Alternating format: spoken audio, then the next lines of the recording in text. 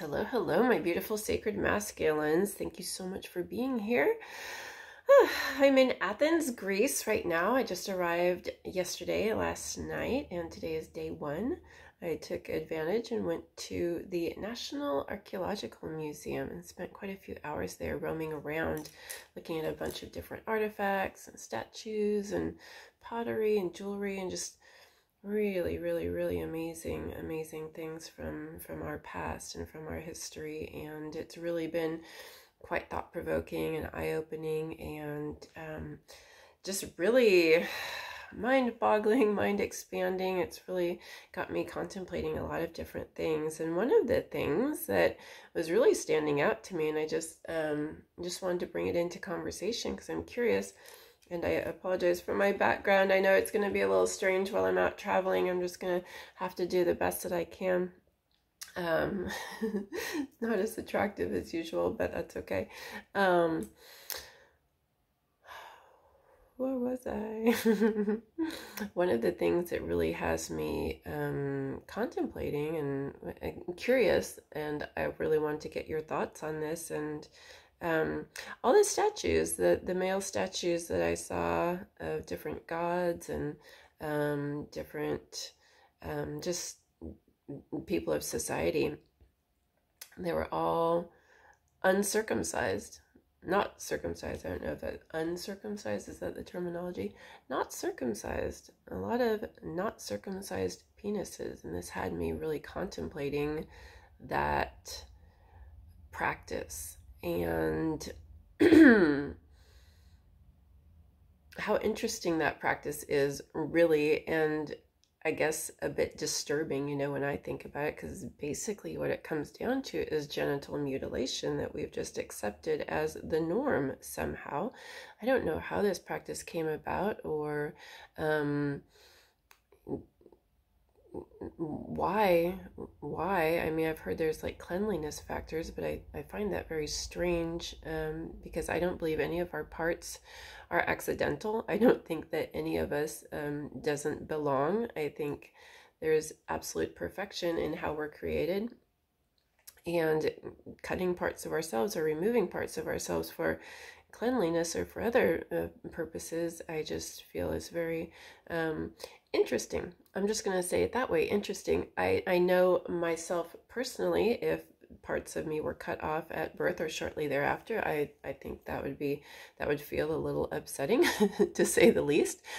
I don't want to assume anything though, so I'm just really curious how you all feel about this practice, and how it may have affected you. I'm really curious, body, mind, and spirit. From what I understand, that's some very sensitive nerve endings that are cut off, that are removed, and that could really affect how, like, the sensation that you experience, given that this is a UN channel on sacred sexuality. It bears bringing into the conversation, right? Yeah, and I wonder, have you explored this much for yourself? Have you given it much thought?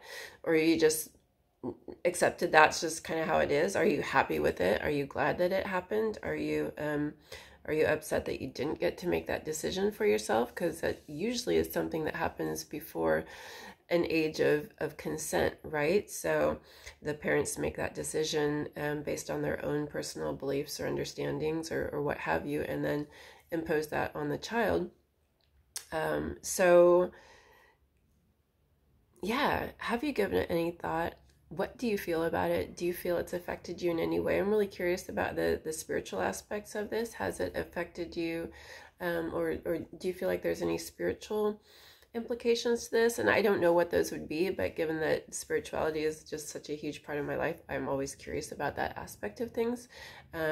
Mentally, body, mind, spirit. Again, what are the consequences, implications, experiences, feelings that you have around this? And yeah, I'm just, like I said, I'm so curious because, of course, I have not had that experience myself. So I wonder. And I just, so yeah, seeing all those statues had me really curious. And I just can't really quite get it out of my mind because, again, it's something that we've taken for granted. It's just so much a part of our society. And I wonder why. And yeah, and how, what are the effects of this? So yeah, maybe that's a really rich and deep subject for you. Maybe it's not at all. I really don't know, again. So yeah, and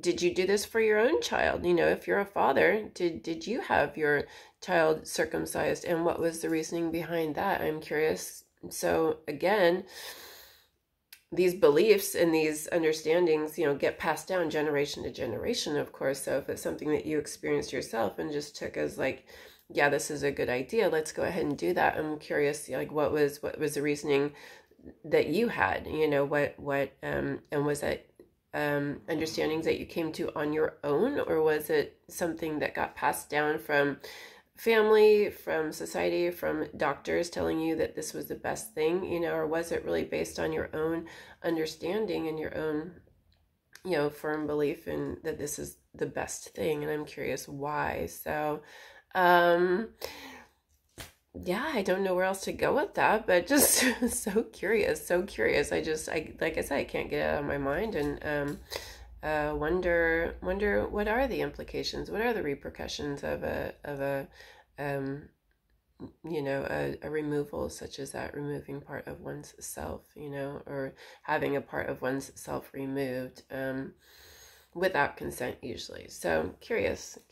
And how do you think that may affect you sexually at all? You know, has it affected your sexuality, your sex life, whether you are or are not circumcised? I know that some people feel insecure around not being circumcised. So it can go both ways, you know, because that is the norm. If your parents don't do that, don't have that done to you, then there's another kind of side of that that's just like, oh, now I'm different than most people in this society. Not in all societies, of course, but more in like Western civilization that has tended to be the norm. But as we see, as I've seen from these statues, it wasn't always the norm, of course, right? And it's something that I take for granted. I, for the most part, don't even think about it because it is such the norm until I see these statues like this and go, oh, that's right. That actually isn't the norm. You know, that isn't how men are born. You know, and yeah, like I said, I don't think about it because it's not my lived experience. And for the most part, it is the norm that I encounter. You know, of course, I encounter other uncircumcised, you know, and that does get me reflecting at that time as well too. So but anyway, like I said, just super curious, would love to hear. Feel free to comment if you want to. I know this is probably maybe a personal discussion, so maybe you don't want to comment, but or you can comment to me privately too. So or feel free to add to the discussion, you know, enlighten us. I would love to know more. So thank you so much for playing. I hope you're having a lovely day. And more on my thoughts and contemplations. I really wanted to share, you know, what comes up as I move through my pilgrimage. And this is something that came up for me today, and it's really in my mind. So yeah, curious to learn more. Thanks all. Bye.